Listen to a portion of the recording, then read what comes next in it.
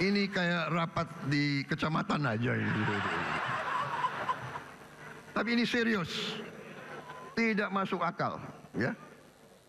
Jadi direksi dan komisaris kalau keberatan tidak bersedia, tidak menerima tantiem, berhenti. Banyak anak-anak muda yang mampu, yang siap menggantikan mereka.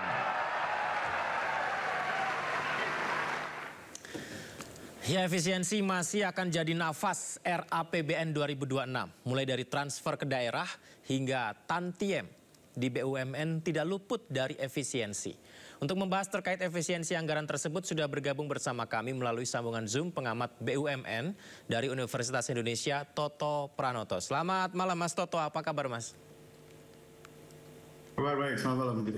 Terima kasih banyak sudah bersedia bergabung di Sindo Prime. Saya sampai ini Mas, mencari makna tantiem. Ternyata ada dari Belanda, Prancis, itu salah satunya tentang bagian keuntungan, persentase. Itu hal yang lumrah ya Mas ya, ketika BUMN untung dibagi-bagikan begitu ya Mas ya? Ya sebetulnya kan itu sudah ada regulasi yang mengatur ya. Itu kan ada peraturan Menteri BUMN kalau nggak salah tahun 2009 ya. Jadi isi aturannya kira-kira begini, kalau misalnya perusahaan negara atau BUMN tadi mendapatkan keuntungan pada suatu tahun butuh misalnya, maka kemudian kalau key performance indicators-nya juga kemudian mendapatkan angka yang cukup di atas 70%, maka mereka berhak mendapatkan tantiem tadi ya. Jadi ini sebetulnya adalah semacam penghargaan kepada baik BOD maupun Board of Commissioner-nya BUMN begitu ya. Nah cuma saya kira yang tadi disampaikan Pak Prabowo kan, Presiden kita kan semangatnya lebih kepada sebetulnya semangat supaya orang-orang atau pihak yang mau duduk sebagai Dewan Komisaris bisa bekerja dengan lebih baik begitu ya. Sehingga mungkin kinerja dan BUMN-nya juga bisa lebih baik ya. Jadi ini urusan kaitannya juga tentu kaitan dengan urusan soal tadi inti dari efisiensi pengelolaan BUMN. Jadi kalau saya perhatikan sebetulnya ujungnya adalah sebetulnya kalau misalnya kita atau orang-orang yang duduk sebagai dewan pengawas ya, di perusahaan-perusahaan negara ini bisa bekerja dengan lebih baik, fokus pada pengawasannya begitu, maka kemudian diharapkan kinerja BUMN-nya juga bisa lebih baik. Nah kalau kemudian ada apa tidak ada tantiem, tentu itu kita harus masuk kepada konsep kenapa tantiem itu juga kemudian diadakan begitu ya. Tentu kita tidak lupa bahwa pada saat orang duduk sebagai BOD atau BOC di perusahaan termasuk juga di perusahaan negara, kan memang perlu ada semacam insentif, ada motivasi lah begitu ya. Kalau kemudian atas pencapaian kinerjanya kemudian mereka mendapatkan sebagian insentif dari pembagian laba kalau itu ada misalnya. Karena kalau kemudian perusahaannya rugi juga sebetulnya mereka tidak mungkin mendapatkan tantiem ini. Nah sekarang mungkin perlu diatur saja sebetulnya bagaimana mencegah moral hazard ya, supaya kemudian Dewan Komisaris tidak hanya fokus kepada berapa tantiem yang mereka akan peroleh dapatkan, ya, tapi lebih lugas kepada pengawasan yang efisien yang mereka bisa lakukan. Saya kira mungkin hal itu menjadi apa yang menjadi concern Presiden terkait dengan tantiem untuk BUMN ini. Mas Toto, ada juga yang menarik, Pak Presiden bilang boleh tantiem asal untungnya beneran. Emang ada yang untung nggak beneran, Mas Toto? Nah ini kan tentu kaitannya dengan soal apa yang kita sebut di market itu sebagai laporan keuangan yang mengalami memoles begitu ya, atau kita sebut window dressing lah begitu ya. Jadi kalau sudah laporan keuangannya window dressing kan tidak lagi mencerminkan situasi real yang ada pada kinerja perusahaan tadi. Jadi kalau kemudian misalnya laporan keuangannya hasil dari window dressing atau poles-memoles ini, ya saya kira memang tidak sepatutnya ya mendapatkan tantiem, karena kemudian tidak mencerminkan refleksi dari situasi kinerja yang seutuhnya dari perusahaan. Jadi biasanya window dressing itu kan dibikin supaya kinerja dari perusahaan kelihatan bagus saja begitu ya.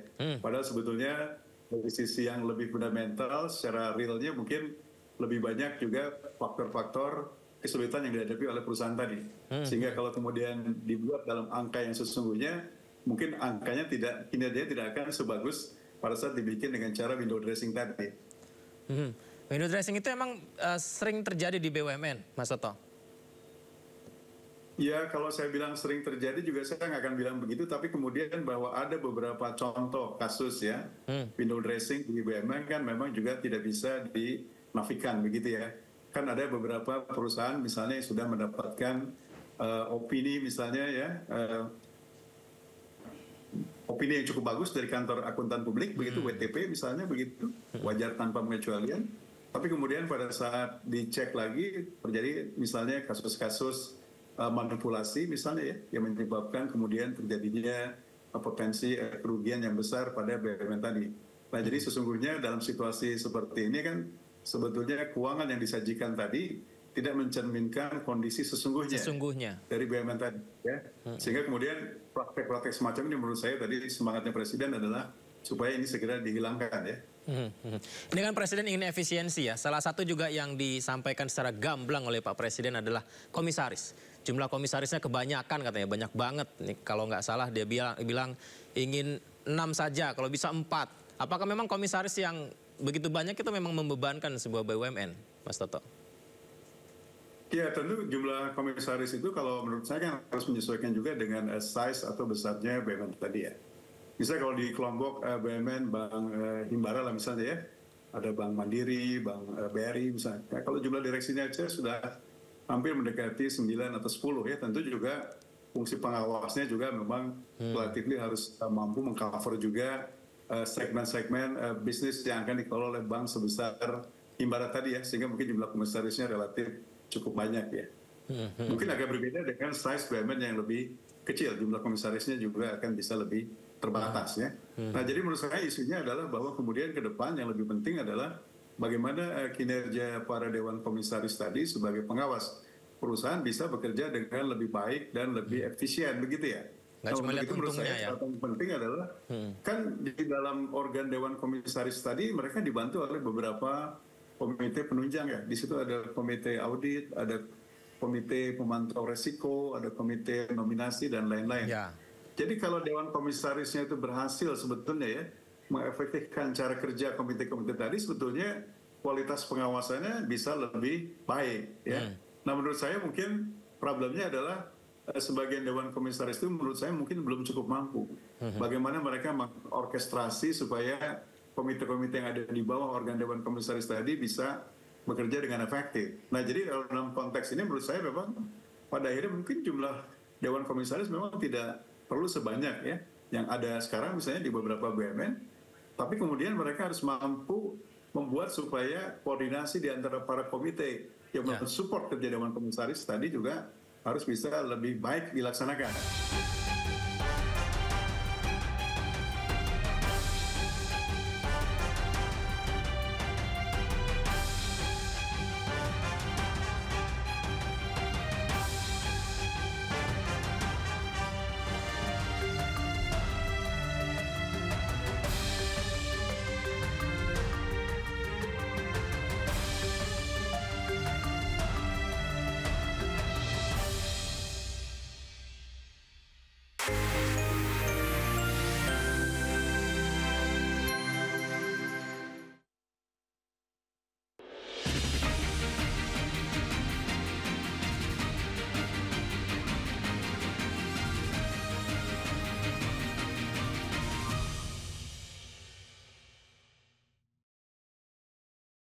Merana terus Pak, survival terus Pak. Makanya ya daun-daunan kita rebusin pakai spiritus. Maunya pada makan di atas kita senangnya apa Pak? Yang jatuh pada itu bagian kita. Oke. Sampai gitu Pak. Berapa lama Bapak itu survival itu? Ya hampir 2 bulan Pak. Pas ada tikus lewat, dapat tikus ini. Baru kita bakar. Kita bagi 2 gitu. Ya nggak mau makan apa sih Pak? Bantu perjuangan revolusioner.